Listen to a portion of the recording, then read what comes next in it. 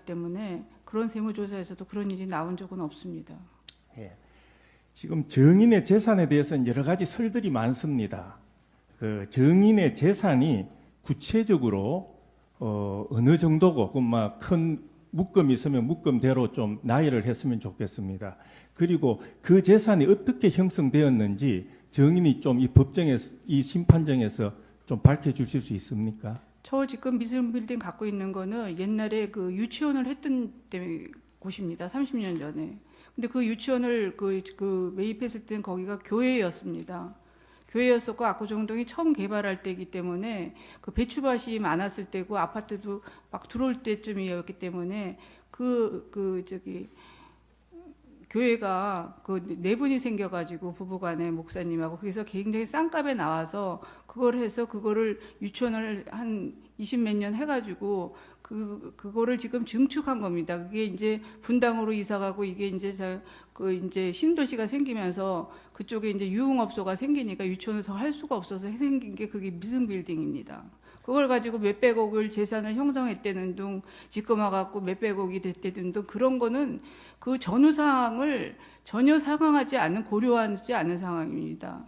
정인의 재산이 지금 가액이 어느 정도 됩니까? 채무를 뺀 순재산에 대해서 말씀을. 그건 저는 잘 모르겠습니다. 왜냐하면 그게 제 골자가 되는 게 미승빌딩인데 그게 30년 전에 산 건데 그때는 얼마 되지도 않았던 건데 지금은 그게 시가가 올라가지고 뭐 100억, 200억 하는지는 모르지만 뭐 팔라고 안 내놨기 때문에 모르는데 지금은 한 팔면은 150억, 130억 하는 게 그게 저희 골자의 전부입니다. 그거는 네. 다른 거는 방어도 땅. 그 청구인 측의 그 신문상 4-1항 그 정호성의 그 취임사 문구와 관련된 녹취록에 대해서 묻겠습니다. 정의는 아까 그 문화융성에 관해서 대통령과 본인이 얘기했다고 하는 그 녹취록에 대해서 답변을 하기를 이 부분 녹취록은 잘 기억이 나지 않는다. 다만 전후 사정이 어떻게 되었는지 그런 부분이 기억이 나지 않는데 이 부분 가지고 얘기하는 것은 적절치 않다라고 뭐 얘기한 것으로 기억이 되는데 그 관련해서 좀 묻겠습니다. 이 아까 그 문화 관련한 문화융성 관련한 그 청구인 측의 그 신문 내용에서 보면은 이 녹취 내용 이전에 벌써 이 취임사의 관련 내용에 대해서 피청구인 본인이 그 문화융성, 창조경제 그리고 국민행복이라는 이 국정지표에 대해서 그 각자의 개념이나 그런 상호간의 논리적인 연관성에 대해서 먼저 대통령이 정의를 명확하게 하고 난 이후에 그 나중에 지엽적으로 이루어지는 그런 녹취록인 것으로는 일단은 확인이 되는데 녹취록상 그렇습니다. 그 녹취록이 그 내용이 사실인지는 모르겠는데 이런 부분에 대해서 혹시 기억하고 있는 부분이 있습니까? 제가 말씀드리고 싶은 게 그겁니다. 대통령께서는 확실한 자기의 철학이 있었고 어떻게 나라를 운영한다는 그 기본 의식이 있는 분이었는데 그 녹취록의 내용은 마치 제가 무슨 문화융성을 끌고 다 나간 것 같이 했는데 그거는 전후 사정을 살펴봐야지 그거는 말이 안 된다고 생각합니다. 네, 다음으로 그 청구인 측의 그 신문상 22쪽 중에 5페이지 부분입니다. 그 정호성 비서관과 공유했던 그 이메일 계정에 대해서 물은 부분이 있습니다. 그 정인하고 정호성 비서관이 대선 과정에서 아이디와 비밀번호를 공유했던 이메일 계정을 사용한 적이 있느냐 그런 부분에 대해서 잘 기억이 안 난다고 그러셨던 것 같은데 혹시 그 이메일 계정이 ZIXI9876이라는 그 이메일 계정 혹시 기억나지 않습니까? 그 구글 메일 계정입니다. 그거는 아닌 것 같습니다. 혹시 그 당시에 이 ZIXI9876이라는 계정을 정호성 비서관과 정인 외에 다른 비서관들 그 당시에는 대선 운동 과정이기 때문에 캠프의 다른 사람들도 혹시 같이 공유했던 그런 구글 계정은 있었다는 건 혹시 아십니까? 그래서 그럴 수도 있다고 생각하는데 그때는 이춘상 보좌관이 그거를 했기 때문에 그분이 지금 돌아가셔가지고 확실히 기억. 예, 하나 또 묻겠습니다. 아까 그 입시 체육 특기자 입시 전형 관련 개선 방안 내용, 요 관련한 문건에 대해서 물어보겠습니다. 그 문화체육비서관실 행정관인 강정원의 진술에 따르면은 이 입시 개선 방안은 2016년도부터 시행될 예정이었다고 그러는데 혹시 그 부분 아는 바가 있습니까? 몇 년도에 시정된 거는 시행되는 거 그런 거는 모릅니다. 모릅니까? 관심도 없었고. 혹시 정인의 딸인 정유라가 대학에 입학했던 연도는 2015년도 아닙니까? 15년도인 것 같습니다. 다음으로 피청구인 대통령은 저번 그 2016년 10월 25일 대국민 사과를 하면서 최서원 씨는 과거 제가 어려움을 겪을 때 도와준 인연이 있다라는 표현을 한 바가 있는데 실제로 이와 관련해서 어떤 도움을 줬는지 좀 정인이 얘기해 줄 수 있습니까? 국회의원 보궐선거 나가실 때도 주변에 아무도 안 계셨고 그때도 굉장히 어려운 상황에서 나가셨기 때문에 그때도 저희 유연이 아빠가 좀 도와주시고 그렇게 했고 또 전두환 시절에 그때 많이 핍박을 많이 받으셨는데 그때 굉장히 마음을 힘들게 가지셔서 거의 가택에서 계셨기 때문에 그때 많은 위로를 좀 편지로나 뭐 이런 걸 많이 해드린 적이 있습니다. 그러니까 어렵고 힘들 때 도와줘서 그 인연이 그랬고 또 제가 곁에서 떠나지 못했던 이유도 뭐 챙겨주실 분도 사실 뭐 옆에 다른 분들은 뭐 안팎에 다 계시니까 그렇지만 마땅히 없었고 또 본인이 필요한 이런 개인적인 거나 이런 거를 해주실 분이 없어서 정말 뭐라 그럴까 제 나름대로는 충신으로 남고자 이렇게 했는데 결국은 이런 오명을 쓰고 또 이렇게 무리를 일으킨 데 대해서는 정말 죄송한 마음이 듭니다. 네. 아까 정인께서는 대통령의 정책 기조가 아주 강하고 국정 철학이 분명했다라고 말씀을 하셨는데 그 내용에 대해서는 말씀하지 않았는데 이 대통령의 국정 철학에 대해서 구체적으로 정인이 알고 있는 바는 어떤 겁니까? 어떻게 해서든지 국민들을 잘 살게 하고 싶어 했고 또 나라를 선진 방국에 올리고 외교적으로 막 강하게 하고 싶어 하시는 그런 열망이 굉장히 있으셨던 걸로 알고 있습니다. 그리고 그 문건 유출과 관련해서 아까 답변한 것 중에 몇 가지 관련해서 한두 가지 물어보겠습니다. 정의는 지금 의상 관련이라든지 말씀 자료였던 자꾸 수정한 거 이런 정도는 어느 정도 기억나는 부분도 있는데 상당수 문건에 대해서는 지금 기억이 안 난다라고 지금 답변을 하고 있습니다. 혹시 정호성이 보내준 문건들 다 열어보기는 본 겁니까? 제가 다 열어보지 않습니다. 저도 바쁘니까 관심도 없고 봐달라는 그 연설문에 대한 어떤 그런 것만 보고선 저녁에 오니까 또 특히 저도 바쁘니까 그렇게만 보냈던 기억이 나지 뭐 전체적으로 뭐 검찰에서도 뭐 얘기를 하는데 저는 본 기억이 별로 없습니다.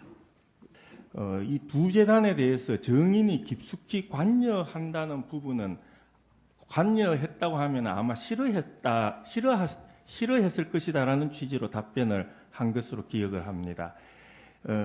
피청구인 대통령이 이 두 재단에 대해서 그렇다는 겁니까? 그러면 본인의 어떤 스타일 자체가 지인이나 측근들이 이런 본인이 관심을 갖고 추진하는 사업에 관여하는 걸 싫어하는 피청구인 자체의 스타일상 그렇다는 겁니까? 대통령의 스타일상 다른 사람들이 이렇게 나서서 이렇게 하거나 측근이 나서서 어떤 일을 도모하거나 이렇게 하는 걸 싫어하십니다. 그래서 그냥 지켜만 보라고 이렇게 보내는 게 이렇게 어떻게 하다 보니까 사람이 이렇게 엮이다 보니까 이렇게 엮이게 돼서 대통령께서도 심한 저거를 받으셨을 것 같습니다. 예, 딴 생각을 하는 것 같아 폐업을 시켰다라는 진술을 조금 전에 하셨는데 그 폐업을 시켰다는 의미란 거는 증인이 결국 본인의 지분을 정리하고 지분을 정리했다 이런 개념으로 이해해도 됩니까? 지분을 정리한 게 아니라 그거를 저는 안 했으면 좋겠다. 네. 그리고 이게 K스포츠하고 이렇게 블루케이가 계속 엮여서는 말이 많으니까 안 되겠다. 그렇게 해서 설득을 했습니다. 마지막으로 하나만 묻겠습니다. 그 139-1 신문사항과 관련된 겁니다. 피청구 그 정호성 비서관이 그 대통령으로부터 메시지를 잘 작성하지 못한다는 이유로 여러 번 혼이 났다는 사실을 증인이 알고 있나요? 그렇게 돼서 알고 있다라고 말씀을 하셨는데 혹시 그 정호성 비서관이 그 대통령의 꼼꼼한 업무 스타일 때문에 굉장히 힘들어하고 있다라는 얘기를 하는 걸 들어본 적이 있습니까? 정호성 비서관한테서 네. 들어본 적 있습니까? 네, 말씀 하나하나에도 이렇게 체크를 하고 그냥 넘어가는 스타일이 아니시고 또 보고 하니까 이게 이제 그 남자들이 보는 그 문맥하고 상당히 다른 부분이 이제 좀 있었던 것 같습니다. 특히 그런 어려움은 연설문이나 말씀 자료 연설문이나 말씀 자료의 작성과 관련된 부분에서 그렇다는 건가 하면 전체적으로 그랬다는 겁니까? 작성과 연설문이죠. 예, 이상입니다. 조작했다. 고영태가 조작했다. 이런 말씀도 하셨고 고영태와 그 주변 인물들을 가리켜서 걔네들이라고 지칭하면서 걔네들이 만든 계획을 가지고 뒤집어 씌우려고 한다. 이런 말씀들을 하신 부분과 관련이 됩니다. 그 걔네들이라고 증인이 지칭한 사람들이 구체적으로 이름이 어떻게 되는지요? 고영태, 네. 그다음에 또 유상용, 노승일, 그다음에 김수현 정도라고 생각합니다. 김수현 정도다. 예. 박헌영이요. 박헌영하고 거기에 박원호는 포함 안 됩니까? 박원호 씨는 나중에 지금 그 얘기를 하고 있는 것 같습니다. 예, 그러고요. 이 수사 기록에 한 번도 나오지 않은 것 같은데 증인께서 두세 번 언급하신 사람 중에 이진동이라는 사람이 나옵니다. 네. 이진동이라는 분이 어느 신문사 기자를 말씀하시는 건가요? 조선일보. TV조선 정치부장 전 정치부장을 말하는 거예요? 조선이라고 들었습니다. 예, 그 이상은 더 그분에 대해서 더 아시는 게 없습니까? 그 TV조선 기자라는 거 이외에는 아시는 게 없습니까? 김수현 씨가 누구지? 네. 이진동 기자인가 정계 진출하려고 그럴 때 아마 그 정책을 도와줬던 이반자라든가 그랬던 것 같습니다. 예. 그분이 이진동이라는 그분께서 그 국회의원 출마했다 이런 걸 모르십니까? 그거를 도와줬던 사람이 김수현이라고 아까 그 이름 예. 중에 한 사람이었는데 예, 걔네들이 굉장히 친했던 것 같습니다. 다. 네. 그리고요, 그분이 어느 지역에 출마했다가 어떤 결과를 가져왔는지 그거 아세요? 그거는 모르겠고요. 좀 관심이 없어서 예. 나중에 제가 이제 이거를 쭉 이제 스타디를 하다 보니까 그렇게 얘네들이 계획적으로 꾸몄구나 하는 생각이 드는 게 나중에 안 됐다고는 들었습니다. 이게. 예, 그래서 예, 예. 계속 CCTV 찍은 거를 고영태 씨가 갖다 주고 그랬는데 자료가 모자르다 이렇게 했다고 그런 얘기는 제가 간혹 들었습니다. 예, 그때가 아까 증인이 증언할 때 보면 2014년도부터 고영태가 이진동이라는 분과 어떤 자료를 주고받고 한 것으로 말씀하셨단 말이에요.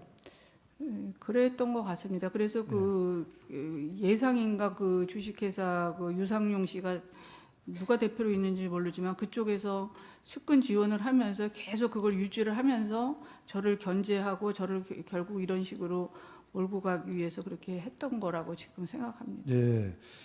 그 다음 질문으로 넘어가겠습니다. 태블릿 PC가 지금 한 개는 고영태 씨가 검찰에 제출했다는 거 한 개가 있고 JTBC가 또 검찰에 제출했다는 게 한 개가 있고 지금 특검이 또 가지고 있는 게 한 개가 있고 이 세 개가 다 증인의 것이라고 하는데 증인 태블릿 PC를 3개를 사용한 일이 있나요? 저는 태블릿 PC를 사용할 줄을 모르고 사용할지도 그렇게 제가 한 적도 없는데 처음에 거는 검찰에서 저기 보여달라 했는데 안 보여준 거고 두 번째 건 JTBC에서 누가 갖다 줬는지 그거는 제가 알기로는 고영태 씨가 갖다 줬다는 둥, 이진동 기자가 갖다 줬다는 둥 그런 얘기가 있는데 그게 모르겠고요.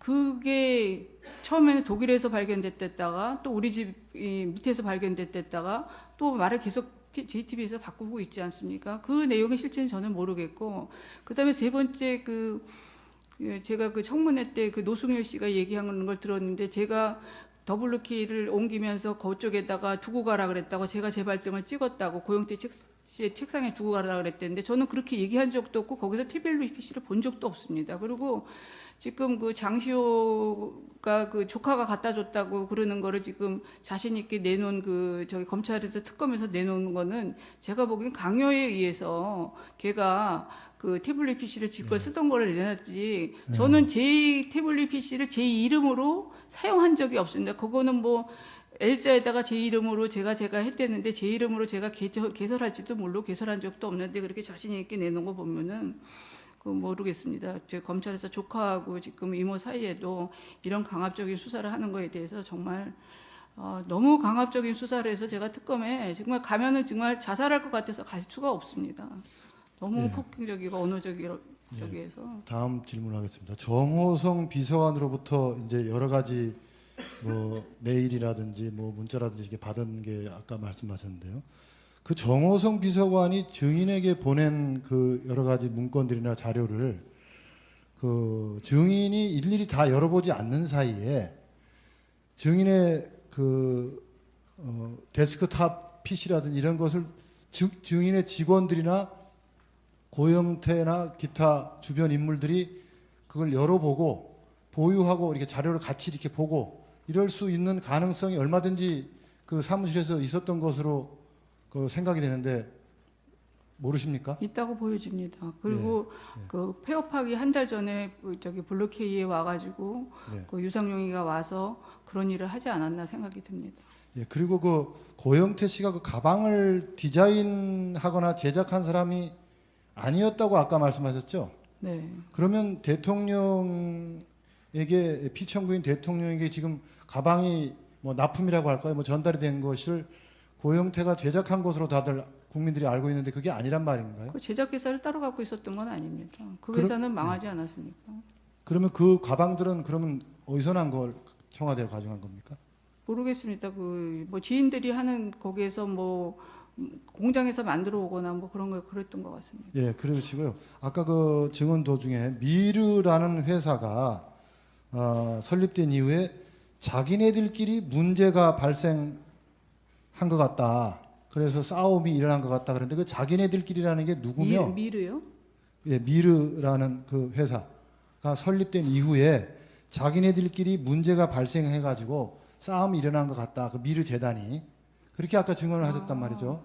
그 자기네들이라는 게 누구고 어떤 문제가 있었던 것으로 말씀하시는 건가요? 그거는 이성한 사무총장이 차은택 씨가 소개를 했는데 그 김성현 씨하고 이렇게 3명이 친했던 것 같은데 그것도 고소고발이 들어간 걸로 알고 있는데 그 이성원 씨가 문제가 있었다고 그래가지고 수산물 시장인가 거기하고 몇 개 비즈니스 했는데 자기네들끼리 안 돼가지고 이 마찰이 있어가지고 서로 굉장히 시끄러워갖고 그때부터 무슨 녹음을 해갖고 다니면서 그거를 걔네들 그 관계들이 막 복잡해지고 시끄러워지고 막 그래서 이게 계기가 불화가 된 것 같습니다. 예, 그러시고 2014년 이후에 누군가가 최순실 게이트를 만들겠다고 증인에게 협박을 하고 우격다짐을 했다 그러는데 그 사람이 누군가요?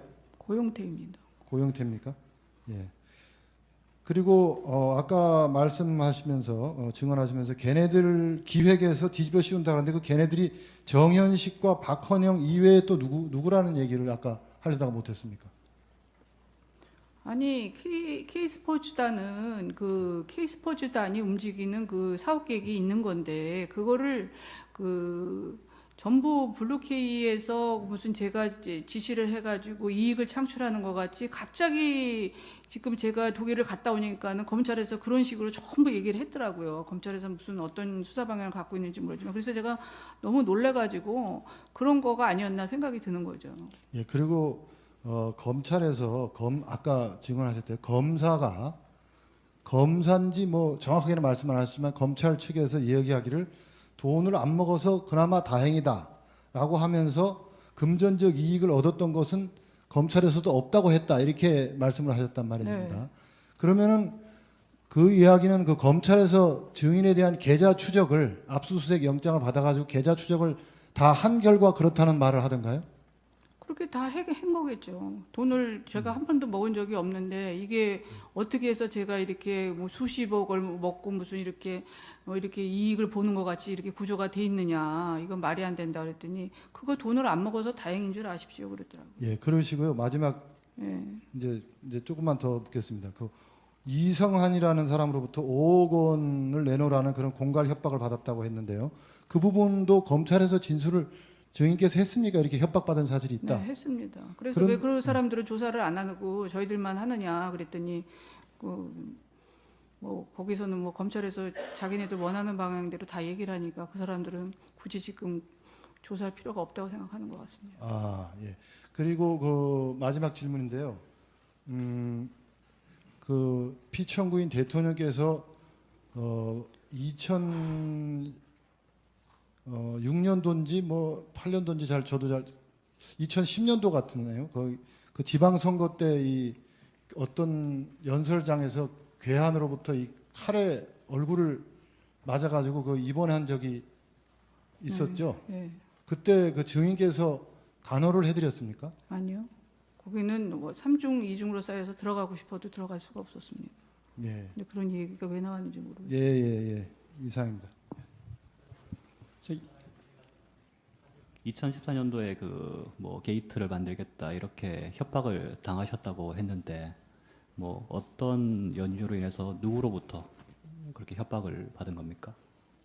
뭐 이 정권이 끝날 무렵쯤에 그 게이트를 터뜨리겠다. 자기가 알고 있는 모든 거를 그러니까 협조를 해서 도와달라. 그래서 제가 이제 그 달래가면서 도와줬는데 결국은 뭐 제가 이 그 블루케이랑 이렇게 연결돼 갖고 더 가다가는 큰 문제가 발생할 것 같아서 결국 폐업을 하고 문을 닫으니까 결국 뭐 계속 그 이진동 기자한테 그 자료는 계속 갖다 줬던 것 같습니다. 그게 2014년도에 협박받은 내용입니까?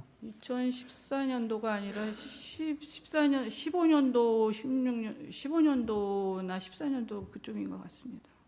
2015년, 14년도 정도에 이진동 이준동 기자하고는 굉장히 가깝다고 다 얘기를 네. 하면서 네. 그때도 뭐 자료를 갖다 줬는데 당시에 그게 협박했던 사람들이 뭐 고영태나 유상영, 노승일은 아니었던 거고요. 그러니까 유상용이가 그 누구죠? 김수현이랑 같이 일을 했었는데 근데 저도 헷갈리는 게 그 유상용 씨가 들어와 갖고는 고영태를 흉을 막 보고선 이렇게 사이가 나쁘니까 쫓아내라 그랬다가 또 이제 자기네들이 지금 하는 거 보니까 또 같이 다 지금 그 언론에서 하는 거 보니까 같은 맥락으로 저를 공격하는 거 보니까 저를 완전히 이 헷갈리게 해가지고 독일에 있을 때도 그 의도적인 그 문자 메시지를 보니까 연합 기자 그거 문자도 저한테 계속 그걸 보내라는 거예요. 그래야지 유리한 국면으로 돌아간다고. 그래서 그것도 자기네들이 그 유상용 씨가 보내라 그래서 그거를 제가 할 수 없이 그렇게 보낸 건데 그거를 뭐 제가 그거를 유도적으로 그렇게 했다는 또 이렇게 나오니까 기가 막혀가지고 어디에서 진실이 있는지 누가 진짜 사람인지 믿기가 어려울 정도입니다 지금. 그 증인은 그 고영태 씨 친구 유상영을 언제 어떻게 알게 됐습니까? 그러니까 블루케이 그 폐업하기 한 달 전에 저기 데리고 와가지고 저기 준비하는데 뭐 일을 시켜보겠다고 그래가지고 폐업하는데 그래서 알게 된 건데 저한테는 지금 측근이라고 나오는데 절대 측근도 아니고 알지도 못합니다. 그 유상영 씨는 그 강남에 그 주식회사 예상이라고 별도 회사를 차려놓고 네. 뭐 따로 활동을 했었고 아마 고영태 씨도 뭐 거기에 약간 관여가 된 것 같은데 그런 내용은 전혀 모르시나요? 그거를 계속 그 같이 그 김수현 씨랑 계속 거기서 했었는 것 같아요. 그랬는데 저는 몰랐는데 계속 그 회사를 이제 이어가면서 자기네들이 그쪽에서 회사를 해갖고선 자기네가 뭔가 도모해서 자기네들끼리의 그 어떤 완성된 뭐를 해보려고 그러다가 이제 계획이 실패를 하지 않았나 싶어요. 아까 그 증인 말씀하실 때 그 고영태 씨는 뭐 기초적인 워드 작업도 전혀 못하는 컴맹이라는 취지로 말씀하셨죠. 네. 그러면 이제 그 고영태 씨가 뭐 문서 작업을 한다든지 뭐 기타 컴퓨터를 다룬다든지 했을 때는 아마 친구인 유상영 통해서 많이 그런 걸 했을 것 같은데 혹시 그런 걸 보거나 들은 적 있습니까? 유상용 씨가 거의 다 그거 해갖고 왔고 그 뭐 인투리스인가 뭐도 말도 안 되는 그 계획서를 그 저 검찰에 제출한 사람도 그 사람입니다. 인투리스도 유상영 씨가 제출했고 뭐 문서라든지 기타 뭐 이메일 관리라든지 이런 것도 유상영 씨하고 유상용 씨하고 그 김수현 씨가 다 도와줘가지고 그 옆에 저기 블루케이 바로 옆에 사무실에 있었더라고요. 저는 그거를 뒤늦게 알았거든요. 그 블루케이랑 그 예상이랑 얼마나 떨어져 있나요? 네? 거리가 사무실 위치. 얼마 안 떨어져 있는 데 있었습니다. 한 5분인가 10분 거리에 있었는데 한 저는 5분, 그것도 10분 거리요? 몰랐습니다. 아, 그러니까는 그 블루케이 K스포츠를 자기네들이 오히려 이용을 해가지고 거기에 자기 사람들을 심어갖고 자기네들이 원하는 그 체육 사업을 하고 싶었던 것 같습니다.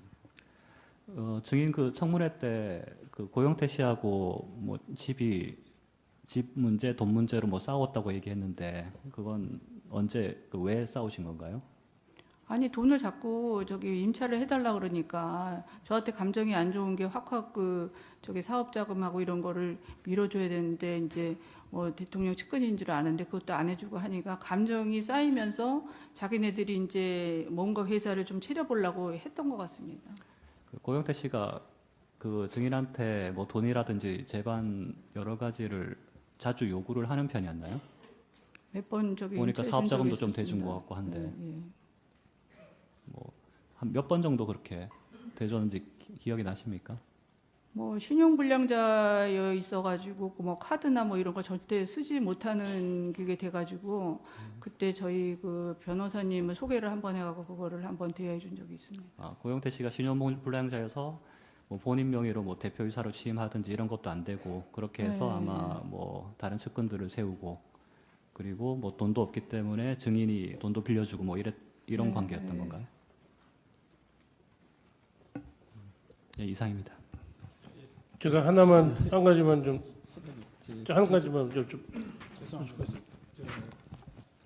서석구 변호사입니다. 그 증인이 아까 증언하면서 강압 수사를 받았다, 모욕적인 조사를 받았다, 폭언을 받았다 이런 것과 관련해서 제가 보충 신문을 간략하게 하겠습니다. 그 사항은 지금 우리 이 증언하고 지금 관계가 없는 상황 아니에요? 이 증인의 그동안 그거는 지금 충분히 이 신문 과정에서 지금 그런 부분이 왜냐하면 제 논의가 생각에는 됐잖아요. 폭언이라든가 모욕, 구체적으로 어떤 폭언을 들었고 어떤 모욕을 그럼 아주 간략하게 한번 질문하세요. 예, 예. 증인은 아까 증언을 하시면서 유럽에서 돌아온 그 다음 날 조사를 받았다고 그러셨죠?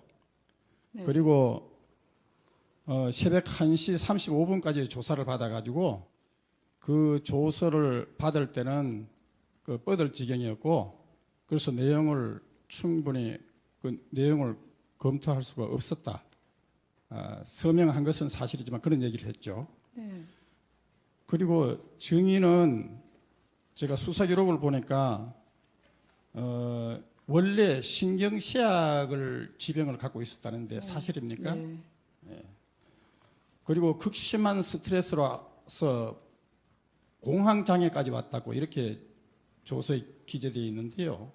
그게 사실입니까? 계속 약을 먹고 계속 그 병원 진료 기록에도 있습니다. 그렇죠. 네. 이런 상태에서 조사를 받았는데 아까 증인께서 검찰 조사 과정에서 모욕을 받았다, 폭언을 들었다, 강압적인 수사를 했다. 그리고 그래서 이 심야 조사도 받았다 이런 얘기를 했는데 구체적으로 어떤 내용의 모욕을 겪었으며 또 폭언을 들었고 강압 수사를 했다는 것인지 그걸 좀 자세하게 설명해 주시면 해주시. 아니 수사가 자기 원하는 방향대로 안 들어가면은 계속 그 협박과 그 저기를 하고 계속 자료를 저런 거를 들이밀면서 소리를 지르고 강압 수사를 하고 여러 명들이 갑자기 들어와가지고 막 그 강압적으로 그 저기 공포 분위기를 조성하고 공포 분위기를 조성한다는 게 어떤 이제 바른대로 이걸 보고서 저기 진술을 하라 그러는 건데 저는 아니니까 아니라고 하는데 그 분위기를 이길 수가 없었습니다. 그리고 지금 특검 조사도 똑같습니다. 특검 조사는 상상할 수도 없을 정도의 강압 수사와 지금 폭언과 지금 완전히 이거 뭐 인신 공격도 아니고 그러면 폭언이나 인신 공격을 구체적으로 어떻게 했는지 그걸 좀 그거는 제가 입에 담기 너무 힘듭니다. 입에 담기가 예, 차마 제가 그냥 너무 그날 창피할 정도입니까? 거기서 정말 자살을 해버리려고 그랬는데 옆에서 그 자살할 수도 있는 분위기도 아니고 제가 살고 싶어서 사는 게 아닐 정도로 정말 너무 괴로웠습니다. 그때 현장에 변호인이 입회하지 않았어요? 네? 변호인이 입회하지 않았어요? 변호인이 입회했을 때도 있고 안 했을 때도 있습니다. 그거는 변호인이 어느 변호사가 입회했어요? 처음에 조사받을 때? 변호사가 입회 안 했을 때 많이 그런 얘기를 했습니다. 이게 구체적으로 언제입니까? 그 특검에서는 1월 24일이었고요. 아니 특검 말고 지금 검찰에서 지금 독일에서 들어와서 지금 조사받은 날 얘기했잖아요. 그거는 날짜는 기억이 안 나는데 들어와서 계속 그랬습니다. 한 일주일 정도. 변호사도 없이 조사했어요? 조서에는 지금 변호사 참여한 걸로 돼 있는 것 같은데. 아니 변호사는 끝에 와서 조소를 참여를 하라 그런 적이 많았고 처음에는 질의식으로 막 이런 식으로 물어본다 그래서 참여를 허락 안 한 적이 많습니다. 처음 부분에. 예, 그러면 예. 정장현 변호사입니다. 그 기록을 보면은 K스포츠의 노승일 부장, 박헌영 과장이 더블로 K 와가지고 고영태 일을 많이 도와준 것 같습니다. 근데 그 사람들이 고영태 일을 많이 도와줬는데 고영태가 뭐 그 사람들한테 뭐 돈을 준다든가 아니 증인이나 고영태가 뭐 그 노승일이나 박헌영한테 어떤 일에 대한 대가를 지급했거나 하기로 한 것이 혹시 있었는지 만약에 그 사람들이 돈을 준 게 없다면 그 노승일이나 박헌영은 뭘 기대를 하고 그렇게 고영태를 도와주었다고 생각이 드십니까?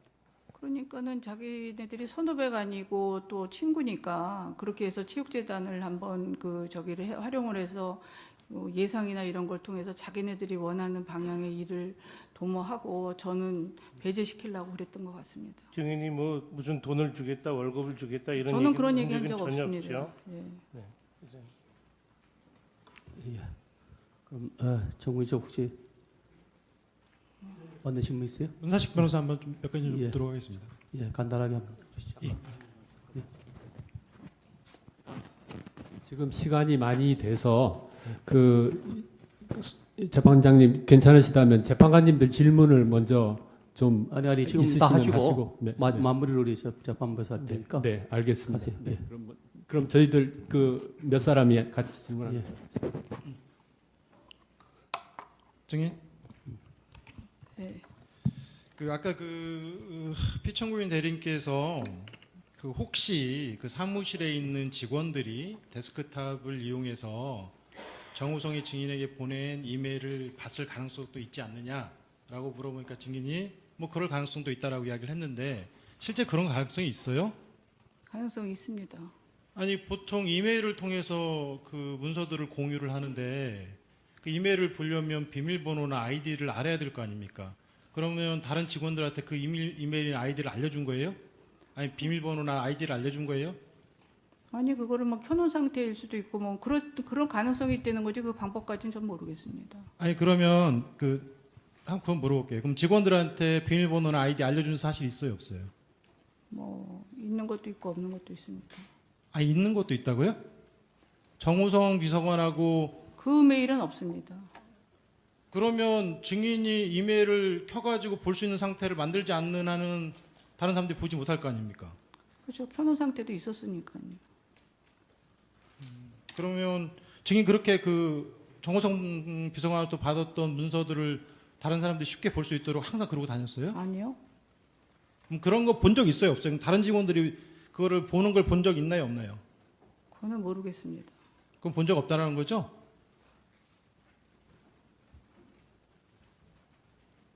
그거는 모르겠다고 얘기하지 않았습니다. 그래, 알겠습니다. 증인은 뭐 고영태, 뭐 유상영, 그다음에 뭐 박헌영, 노승일 이런 사람들이 기획해서 증인을 모함하고 있는 것으로 보인다라는 취지로 지금 주장하고 있는 거죠. 증인 그렇죠? 네. 거기에 정현식 씨도 포함돼요? 아까 그 피청구인 대리인 측에서 정현식 씨도 포함되는 것처럼 물어보는 것에 대해서 답을 해서 아니 저는 포함된다고 얘기는 하지도 않고 그분이 왜 그렇게 갑자기 저한테 그렇게 얘기하는지 모르겠다고 얘기한 것 같습니다. 그러니까 뭐 고영태 씨와 고영태 씨하고 원래 친분이 있던 사람들 외에 정현식 씨는 그 같은 부류의 사람으로 보기는 어려운 거죠? 그거는 잘 모르겠습니다. 지금 저는 누가 어떤 사람인지 판단이 전혀 안 씁니다. 자, 고영태나 이런 사람들이 분명히 대통령인 피청구인과 친한 것으로 알고 있는 증인을 상대로 해서 협박을 했다라는 건데 그 사실 참 믿기가 쉽지 않아요. 대통령이시면 우리나라 최고의 권력자시고 수사기관을 충분히 동원을 할 수 있는 막강한 권력을 가지고 계신 분인데 그런 분하고 가까운 증인을 협박했다? 자, 쉽게 이해가 안 되는데 그거 어떻게 생각하세요? 쉽게 이해가 안 가도 사실입니다. 그래요? 네. 알겠습니다. 그 2014년 내지 2015년경에 고영태 씨가 최순실 게이트 운운하면서 증인에게 도와달라고 했다라는 거죠? 그렇습니다. 그럼 증인에게 그 도와달라고 하면서 사업도 좀 도와달라 하고 좀 돈도 좀 빌려달라 하고 뭐 이런 식의 부탁을 했었나요? 그랬습니다. 구체적으로 그 어떤 식으로 협박하던가요? 한번 좀 이야기 좀 한번 해보세요. 그 얘기는 지금 할 수 없습니다. 왜요? 아니 최순실 게이트 운운하면서 증인을 협박했다라는 건데 그 구체적으로 이야기를 한번 해보세요. 왜냐하면 그 사람들의 그 뒷배경, 동기, 증인에게 불리하게 말을 하는 그 동기가 의심스럽고 아주 불순하다는 거 아닙니까? 그럼 그걸 정확히 말씀을 해주셔야죠. 그거는 그 사람이 그 이메일을 메시지를 보낸 게 있으니까 전화기를 한번 감청해 보시면 아실 겁니다. 여기서 전화기를 어떻게 감청하나요? 증인이 검찰 그거를 측에 얘기를 하면 증인이 협박을 받았기 때문에 가장 잘 생생하게 아실 것 같아요. 아니 제가 게이트를 한다고 얘기하지 않았습니까? 전체적인 기억은 확실히 안 납니다 지금. 그거는 확실히 받은 겁니다. 주인 그러면 그때 당시에 고영태나 뭐 이런 사람들을 공갈이나 협박으로 수사기관에 혹시 고소하거나 수사 의뢰하지 않았나요? 안 왔습니다. 왜 안 했죠? 아까 증인편에 의하면 살살 달래가면서 진행했다라고 이야기를 했어요. 왜 살살 달래죠? 증인이 아무런 이유가 협박당할 아무런 이유가 없는데 왜 살살 달래가면서 일을 진행한 거예요? 그거는 그렇게 얘기하시면 안 될 것 같습니다. 아니 증인의 표현이 약간 아니 살살 달래가 게이트를 만들겠다고 그러고 이런 일에 대통령 일이 이렇게 뭐 옷 만드는 것까지 지금 문제가 되니까 그런 문제들을 갖고선 그런 걸 얘기를 하니까 그렇게 된 거죠. 증인 그때 2014년, 2015년도는 현재 일들이 언론에 나오기 전의 상황이에요. 아니 그거는 아니에요. 2015년도 그쪽은 이 언론 상황은 상관없이 그렇게 얘기를 했다니까. 그러니까 왜 증인이 살살 달랬냐고 저는 물어보는 거예요. 아니 살살 달랠 이유가 없는 거잖아요. 만약에 증인이 소위 요즘에 논의되고 있는 언론에 나오고 있는 이 지금 헌법재판소에서 논의되고 있는 이 일들에 대해서 부끄러움이 없다라고 하면 증인이 달랠 이유가 없잖아요. 아니 부끄러움이 없습니다. 그런데 그거를 가지고 문제 삼고 싶지는 않았습니다. 구체적으로 어떤 것들이에요? 그러면 어떤 것들이 외부에 알려지면 좀 문제가 될 거라고 생각했어요. 그거는 말하고 싶지 않습니다. 증인이 그렇게 이야기를 하면 증인의 말을 믿기가 어렵잖아요. 지금 잘 설명해 주셔야 다 이해를 할 거 아닙니까?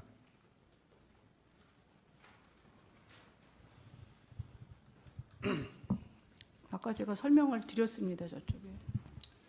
증인 혹시 피청구인한테 뭐 기치료 아줌마나 주사 아주머니 소개시켜 준 적 있으세요? 없습니다. 없어요? 증인의 변호인이 이경재 변호사만 해도 그 주사 아주머니 소개시켜 줬다라고 이야기를 한 적이 있는데요. 없습니다. 그러면 증인의 변호인께서 증인과 달리 확인 안 하고 언론에 발표한 건가요? 확인 안 하고 얘기하신 것 같습니다. 전 그 언론 보도 그래요? 못 봤습니다. 알겠습니다. 증인 정호성 비서관하고 그 문서를 공유했던 메일 그 비밀번호하고 아이디 언제부터 공유하기 그 시작했나요? 얘기는 이제 그만 증언하겠습니다. 좀 많이 했습니다. 언제부터 하셨어요 그거를? 그거는 아까도 얘기했습니다.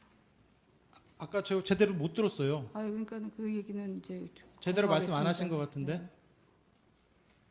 언제부터 공유했는지 그것 좀 시기 좀 이야기하실 수 없나요? 네, 지금 기억이 잘 안 납니다.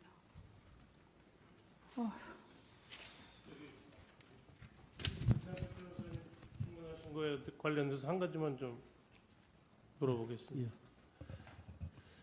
증인, 네. 그 노승일 부장이 그 청문회 때 얘기를 한 게 있는데 그때 뭐 무슨 얘기를 했냐면은 노승일 자기가 그 증인의 컴퓨터에 들어가지고 파일을 하나 다운받은 게 있대요. 그리고 증인이 노승일의 컴퓨터를 잠깐 쓴 일이 있었는데 그때 증인이 노승일의 컴퓨터에다가 그 파일을 하나 넣어서 그것도 하나 다운받았다. 그래서 여기서 하나 여기서 하나 두 개 파일을 받아서 갖고 있다 이렇게 얘기한 적이 있거든요. 노승일이가 그렇게 증인의 컴퓨터에 가서 다운을 받은 일, 그리고 증인이 노승일의 컴퓨터에 들어가서 작업을 하면서 거기다 파일을 하나 남긴 일이 있었습니까? 그거는 모르겠습니다. 저는 노승일 씨 컴퓨터를 쓴 기억은 별로 없는 것 같아요. 노승일이 거기에 대해서 자기가 처벌까지 받겠다 이렇게 각오를 했는데 증인은 그런 얘기 들어본 적 없습니까? 네. 그리고 지금 그 협박을 그거는 했 잘 모르겠습니다. 저희들 좀 묻고 나서 좀 말씀 좀 하셨으면 좋겠는데 순서가 있으니까요. 아니 증인 저기 우리 문 변호사님 말씀하신 거에 대해서 내가 지금 다시 정 변호사님, 지금 논점에서 벗어나는 지금 질문을 하고 계시는데 지금 아니, 한참 신문하다가 지금 중단을 시켜놓고 하고 계시거든요. 파일을 안 그러니까 받았다고 이제- 얘기를 아니, 됐어요. 그런 충분히 지금 논의가 됐으니까 계속 빨리 마무리를 하세요. 네, 알겠습니다. 자, 증인 그 미르재단과 관련해서 아까 그 증언하실 때 이성환하고 차은택 씨가 문제가 있었다라는 식으로 이야기를 하셨는데 그 실제 뭐 어떤 문제가 있었나요? 그거는 나중에 다 밝혀질 것입니다. 이것도 하나의 이거를 헌법재판소에서 밝히는 과정이에요. 네, 너무 그거 정확히 지금 무슨 문제였던지 좀 말씀하시기 어려운가요? 네. 지금 그 문제를 대통령께 보고는 안 드렸는데 대통령께서 이미 알고 있었던 것으로 생각한다라고 이야기를 하셨거든요. 그것도 맞나요? 모르겠습니다. 그렇게 얘기했는지. 알겠습니다. 마지막으로 하나만 더 묻도록 하겠습니다. 증인 오늘 그 특검에서 이재용 삼성전자 부의장을 대해서 구속영장을 청구한 거 혹시 알고 계시나요? 모르고 있습니다.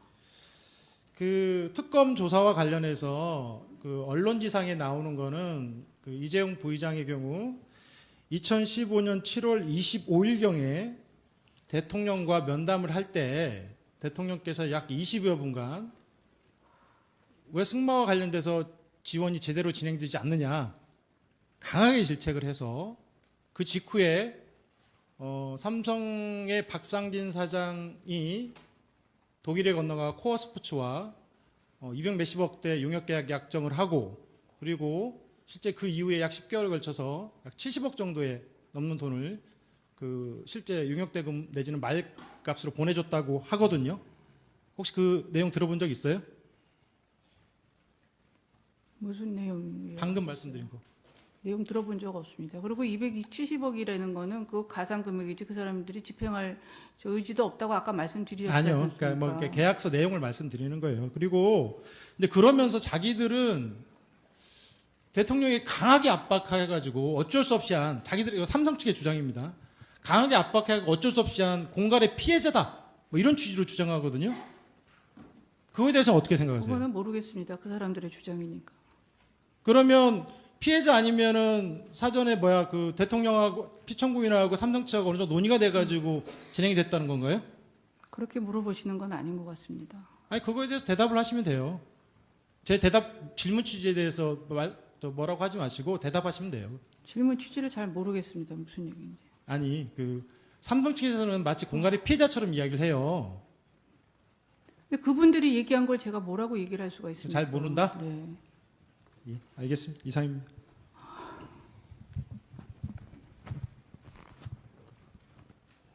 예, 최규진 변호사 한 세 가지만 질문하도록 하겠습니다. 증인 아까 자꾸 엮였다는 말씀을 많이 하시던데 제가 어디서 들어봤나 했더니 우리 대통령께서 연초 기자회견 하실 때도 그런 말씀을 쓰신 것 같아서 또 혹시 뭐 교감을 했나 잠깐 의심했는데 그거는 뭐 아닐 거라고 믿고 증인 저기 검찰 수사 받을 때 폭행 뭐 협박 이런 뭐 입에 담을 수도 없는 말을 많이 들었다고 했는데 저희가 그 증인이 검찰 수사에서 진술했던 내용들 오늘 증언했던 내용들 열심히 듣고 읽었는데 거의 다르지는 않거든요. 그 저기 옆 앞에 계신 이 자리도 그렇게 무섭고 수치스럽고 그런가요?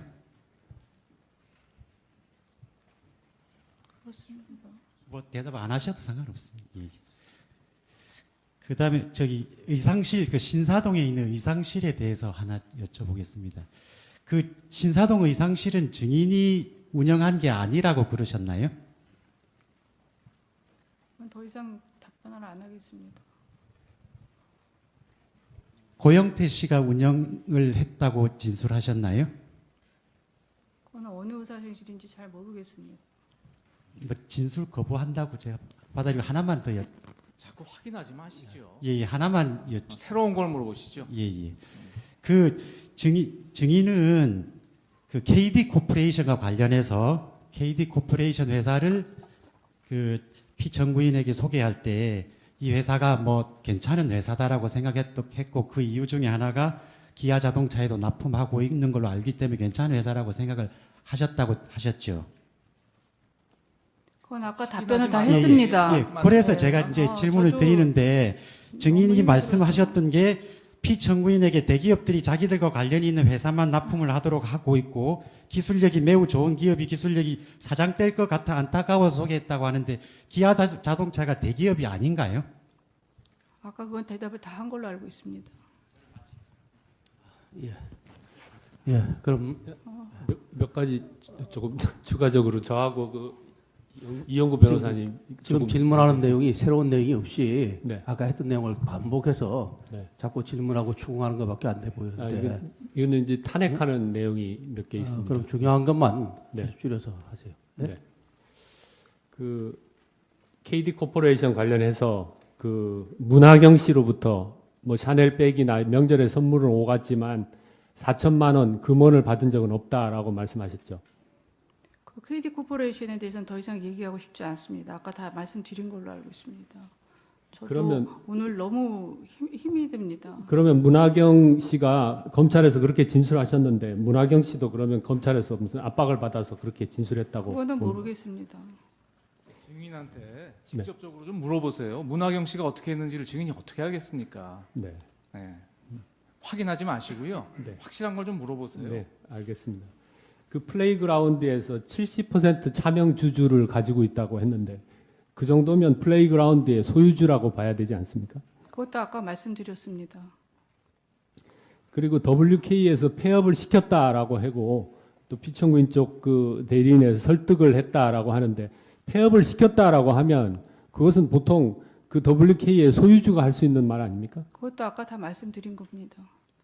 그 증인은 그 민간인으로서 미르재단이나 K스포츠 재단에 깊이 관여하지 않았다라고 하는데 지금 증인의 말이 한 것만 봐도 피청구인이 재단에 대해서 살펴보라고 얘기를 했다라고 하고 차은택 본인이 증인에게 문학의 인사를 추천을 했다라고 하고 그다음에 김필승, 정동춘의 이력서를 정호성에게 전달했고 그리고 임원진의 명단도 정동춘 등 정호성에게 전달했다라고 한다면 이것은 깊이 관여한 거라고 봐야 되지 않습니까? 저는 그렇게 생각하지 않습니다. 어떤 회사나 어떤 기업이나 운영체가 문제고 또 사업 계획이 문제고 진행하고 예산 편성하고 하는 묻는 거는 문제니까. 굉장히 부적절한 것 같습니다. 그건 나중에 변호인이 무슨 주장하실 것이지 네, 증인한테 네. 물을 내용이 아닌데요. 그 마지막 이 변호사님이 똑같은 내용을 질문하시면 질문 기회는 안 드려야 될 것 같습니다. 네. 사실관계를 물어보십시오. 네, 마지막 하나만 물어보겠습니다. 그 경제적 공동체와 그 관련해서 증인은 이제 재산이 그 유치원 운영하던 그 재산이 기본적인 재산이다라고 했는데 그 증인의 그 피청구인이 원래 그 피청구인의 재산이 증인의 아버지이신 그 최태민 씨한테 그 피청구인의 재산의 상당 부분이 들어갔고 그것이 증인의 본인이나 증인 그 가족들한테 상속이 되었다면 거기서부터 이미 그 피청구인과 재산의 그 어떤 공동체 관계가 있다고 봐야 되지 않겠습니까? 그거는 상상입니다. 돌아가신 지 35년이나 된 일을 지금 가지고 저한테 얘기하는 건 무리라고 생각합니다.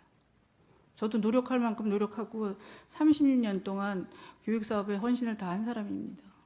네, 이용구 변호사입니다. 두 가지만 사실관계, 새로운 사실관계입니다. 이제 저기 변론을 그만하고 싶습니다.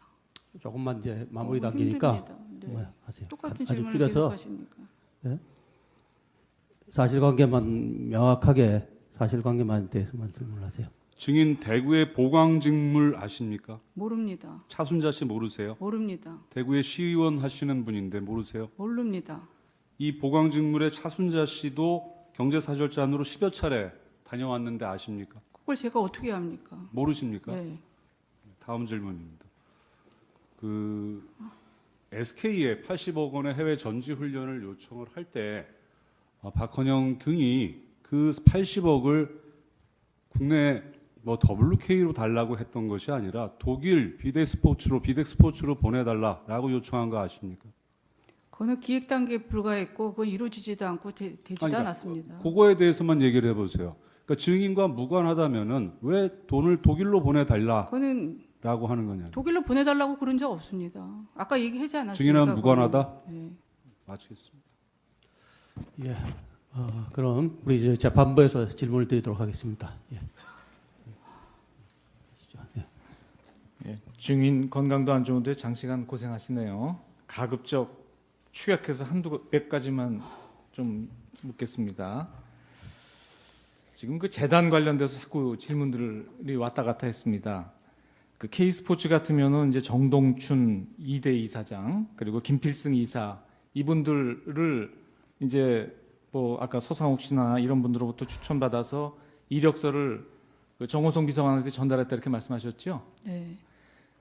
증인 말고 이분들을 또 정호성 비서관이나 청와대 쪽에 추천한 다른 사람이 혹시 있습니까? 지금 생각이 안 납니다. 생각은 안 그 정도. 드시고요. 그리고 지금 아까 얘기했던 증인을 그 말하자면 그 뭐라고 해야 되나요? 협박도 했다라고 하는 고영태 등 여러 사람을 쭉 말씀하셨죠. 네. 이분들이 대개 지금 K스포츠에서 관여하고 있는 분들입니다. 그렇죠? 네. 이분들은 일제히 그 K스포츠 관련된 사업 계획 같은 거는 모두 증인으로부터 지시받았다라고 하는데 이런 것도 사실이 아니라는 취지신 거죠? 네, 그거는 제가 그 아까도 말씀드렸지만 가이드라이너나 뭐 이런 거는 기초적인 지식이 없기 때문에 자기네들이 만들어서 한 겁니다. 정현식 씨도 그 증인이 지시 따라서 일했다는데 이 부분도 사실이 아니라고 봐야 되겠네요. 정현식 씨도 왜 그렇게 얘기를 하는지 모르겠습니다. 일단은 네.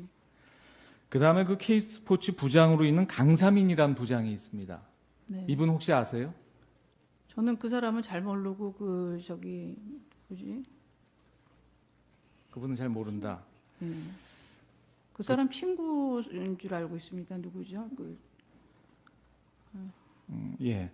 그리고 저 증인님 이제 몸이 안 좋으셔서 예전에 그 왕십리에 가서 이영일 씨란 분한테서 기치료 받고 하신 일 기억나십니까? 네. 그분 아드님이 이철용 씨 아닌가요? 네, 맞습니다.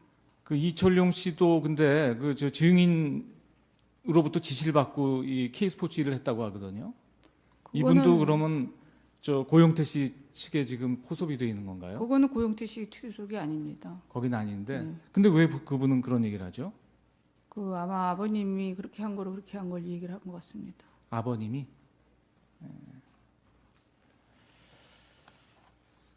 미르재단에 그 이성한 사무총장이나 이한선 상임이사 이런 분들도 증인이 추천한 분들입니까? 아닙니다. 저는 잘 모르는 사람. 잘 모르는 분들입니까?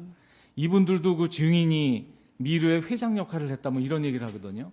역시 이분들도 모함을 하고 있는 건가요? 모험을 하는 게 아니라 말을 그렇게 바꾸고 있는 거죠. 차은택 씨 편을 들어주는 것 같습니다.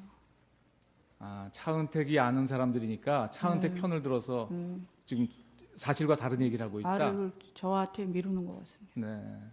차은택 씨가 왜 증인에 대해서 불리한 얘기를 하게 할까요? 차은택 씨도 자기가 구속된 상태니까 자기 살 길을 찾는 것 같습니다. 그리고 요거 한 두 가지만 더 확인해 보겠습니다. 그 아까 여기 피청구인이라고 하면 이제 대통령을 지칭하는 게 지금 여기서는 피청구인이 되겠습니다. 아까 나왔습니다만 피청구인께서 이제 잘 아는 지인인 증인으로부터 연설문이나 홍보 관련 일에 대해서 도움을 받은 일이 있다 이렇게 말씀하셨습니다. 연설문은 언제까지 좀 도움을 주셨나요? 아까 뭐 여성적인 그런 표현 이런 거를 좀 도움을 주셨다고 하는데 언제까지 도움 주셨는지 기억하십니까? 글쎄 뭐 기억은 잘 안 나는데 따님이 대학 들어간 이후에도 좀 그때는 안 했던 것 안 같습니다. 했던 것 같고요. 그때는 너무 시끄러워가지고. 홍보 관련 일을 도움을 받았다는데 어떤 일인가요? 홍보 관련 일이란 거는? 홍보 관련 일은 별로 제가 한 게 없는데. 한 건 없는 것 같다.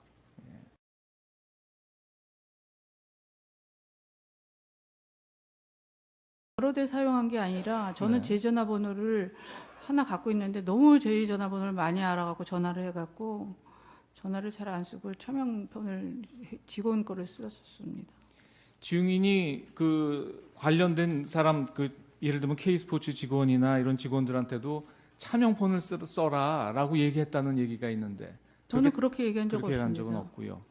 그 다음에 또 어디 관련된 사람들 자료 증언이나 아니면 증인하고 오갔다는 이런 메시지 같은 걸 보면 어떤 얘기가 나오냐면 증인한테 문자 메시지를 보내면 메시지를 보내지 마라. 나한테 직접 전화를 해라. 라고 얘기를 했다는 말이 나오고요. 또 어떤 분은 문자를 보내면서 이거 메시지를 보내서 죄송합니다. 지금 전화 통화가 안 돼서 메시지를 보냅니다. 이런 메시지를 보낸 자료가 수사 기록에 좀 나오는 게 있거든요. 그렇게 좀 문자 메시지 보내는 것을 피하게 하고 직접 통화를 하도록 이렇게 직원들한테 이야기한 사실이 좀 있습니까? 아니 저는 통화나 메시지나 이런 걸 받는 걸 별로 좋아하지를 않습니다. 저가 그런 거를 대체적으로 좋아하지를 않기 때문에 직원들도 별로 안 하기 때문에 그러는 취지로 얘기했을 겁니다. 제가 간단히 여쭤보겠습니다. 힘드시겠지만 아시는 데까지 답변해 주시기 바랍니다. 그 증인은 청와대에 아까 출입을 하셨다고 하셨죠? 네. 언제까지 하셨습니까? 최근에 가장 지금으로부터 가까운 때는 언제입니까?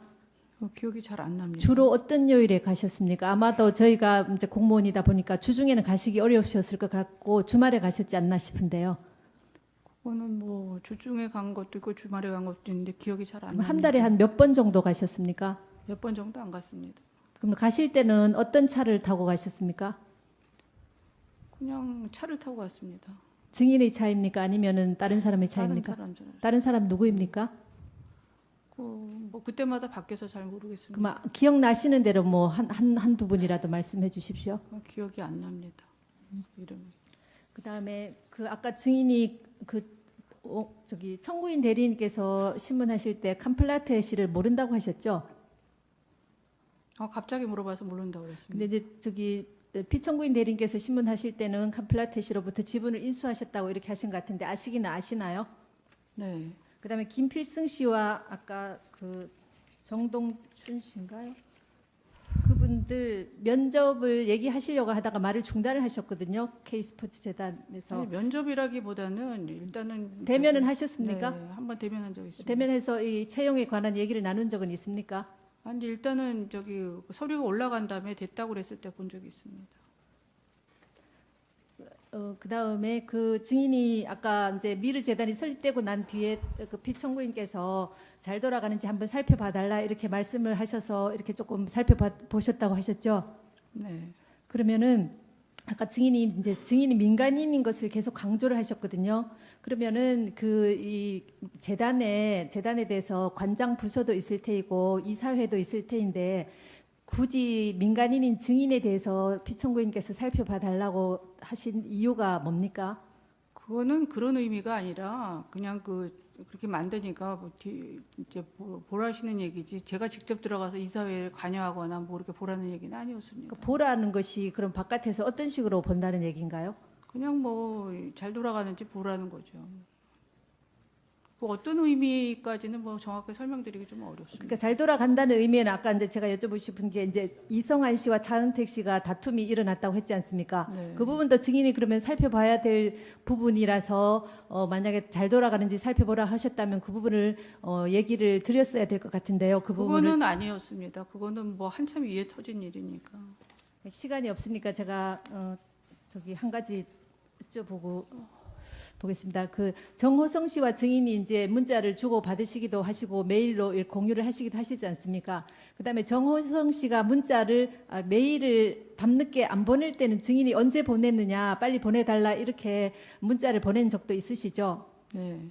그건데 왜 그랬습니까? 증인이 굳이 그 서류를 받아봐야 될 필요가 있었습니까? 아니요, 보낸다 그랬으니까. 안 그러면 제가 이제 잠을 못 자니까. 왜 증인이 그걸 꼭 봐야지만 하루 일과를 마무리할 수가 있나요? 아니 그 꼭 정호성 비서관은 또 자기가 해야 되는 거 꼭 챙기는 정확한 스타일이니까. 그다음에 그 문자 내용을 보면 이런 게 있습니다. 선생님 정호성 비서관이 아마 증인을 선생님이라 칭한 것 같아요. 선생님 VIP께서 선생님 컨펌 받았는지 물어보셔서 아직 컨펌은 못 받았다고 말씀드렸는데 빨리 컨펌 받으라고 확인하십니다. 이런 문자를 보낸 적이 있는데 증인은 받은 기억이 있습니까? 그 기억은 안 납니다. 문자가 갔으니까 갔겠죠. 네. 그러면 이런 증인이 받은 서류 중에 증인이 확정을 해야 되거나 이 말대로 컨펌을 해야 될 그런 내용이 어떤 내용입니까? 주로 연설문 그런 겁니다. 연설문은 컨펌까지는 아니지 않을까요? 그래도 그 다음 날 하니까 서로 꼼꼼하신 분들이니까 그렇게 했을 겁니다. 예, 하시죠. 아까 청와대에 더러 이렇게 왕래를 했다고 하셨죠. 그런데 그 청와대 들어가서 식사는 하셨습니까? 안 했습니다. 근데 조리장이었던 분 얘기에 의하면은 그 피청구인 이영선 증인 정호성 등 이런 사람들 순서로 각기 식사를 했다고 합니다. 근데 그 조리장은 저는 만나본 적도 없고 만난 적도 없고 저는 그쪽에서 뭐 들어가면 빨리 나오려고 그랬지 밥을 먹고 그렇게 뭐 긴 시간 있으려고 그러질 않았습니다. 그 조리장이 어떤 의도에서 어떻게 얘기했는지 모르겠지만 저는 한 번도 본 적이 조리장 없습니다. 얘기를 들으면은 각기 식사한 걸로 보면은 오히려 그 증인이 얘기하는 거랑 많이 부합하는 측면도 있는데요. 저는 모르겠습니다. 예, 그분이 왜 그런 얘기를 했는지. 그 증인은 피청구인에게 어떤 존재라고 생각을 하십니까? 네? 이 사건에서 굉장히 중요한 요소 중에 하나가 증인과 그 피청구인인 대통령과의 관계일 수가 있을 것 같습니다. 그 두 분 그러니까 증인이 피청구인에게 어떤 존재라고 생각을 합니까? 증인 스스로의 생각에. 글쎄 그거는 제가 판단하기 어렵고 저는 대통령을 모시는 사람으로 생각합니다. 제가 한때는 젊은 대학 시절에는 한창 존경했고 그래서 또 많이 좋아했고 그랬기 때문에 오늘날까지 옆에서 있었다고 생각합니다. 그 미르재단하고 K스포츠 재단 관련해서 하나 묻겠습니다. 이것이 공적재단 성격을 가지고 있죠. 네. 그렇다고 한다면은 다른 정권에서도 뭐 이런 게 있는데 대개 그 준비위원회 같은 좀 공조직 비슷한 걸 만들어 가지고서 추진했던 걸로 알고 있습니다. 그런데 이 미르재단이나 K스포츠와 관련해서는 이런 어떤 추진위원회나 이런 게 만들어진 사실이 있습니까? 그건 잘 모르겠습니다.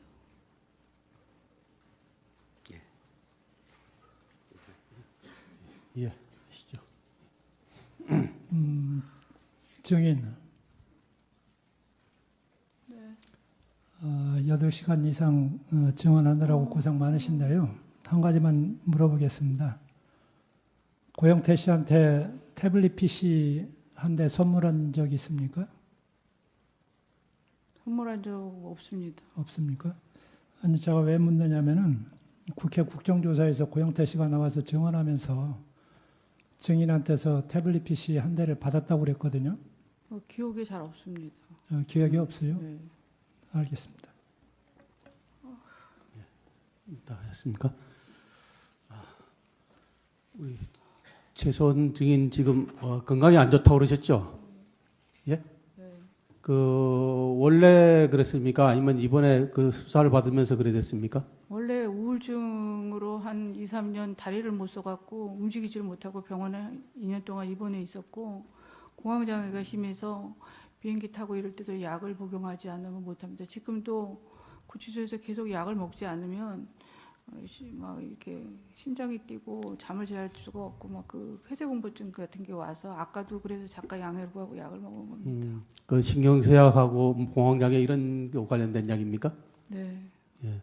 그러면 여기 지금 교도소 들어오기 전에 또 치료를 계속 받았어요? 네. 예. 계속 약을 먹고 있고 지금 약을 계속 늘리고 있는 상태입니다. 힘이 들어서. 예, 수고 많으셨습니다. 그럼 이상으로 최서원 증인에 대한 신문을 마치겠습니다. 증인 수고 많으셨습니다. 돌아가셔도 좋습니다.